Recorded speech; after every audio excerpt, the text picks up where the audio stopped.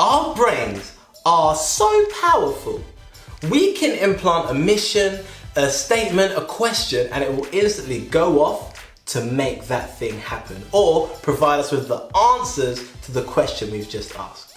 Now on the surface, that sounds amazing. It's like having Google in my head. How can that go wrong? It all depends on what you search for. You see, have you ever been in a situation where you've got a challenge coming up and you start asking yourself questions? But the questions you're asking aren't the most positive questions. Rather than questions such as, how can I achieve this? What's the best way to go about this challenge? What can I get from doing this challenge? Often we ask ourselves pretty negative questions like, what if this goes wrong? What if I stand up and I forget all of my lines? How will I get over this embarrassment? How long will people remember the failure for? And the problem with that is your brain says, let me go and find out for you. And it literally goes and finds all the information you just asked for, and it gives you back this whole list of reasons why, number one, you're not good enough to do it. It gives you all the past failures in your life, like, hey, remember when you messed up here? Do you remember when you tripped over in the playground and everybody laughs at you? Do you remember that time you wet yourself in primary school? Yeah, I remember.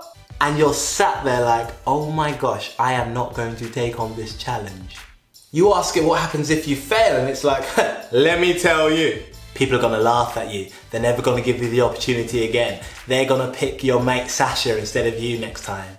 The quality of our questions determines the quality of our life. The questions we give our inner genius, our inner genie, our inner Google, it's gonna go and answer them. So rather than wasting our time asking ourselves stupid questions that do not serve us, let's rig the game and only ask questions that can have some kind of positive outcome. What will happen if I win? How can I become the type of person that could take on this challenge?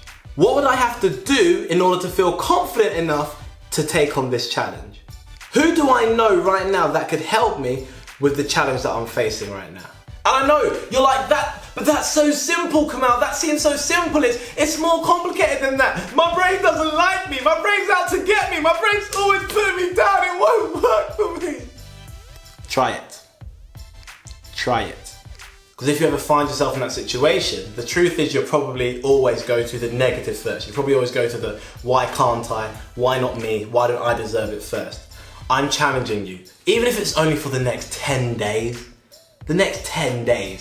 the first place you go to is, what if I win? And anytime you feel that negative question, oh, what happens if this goes wrong? Switch it. What would happen if it goes right? What if I'm not good enough? What would I have to do to become good enough?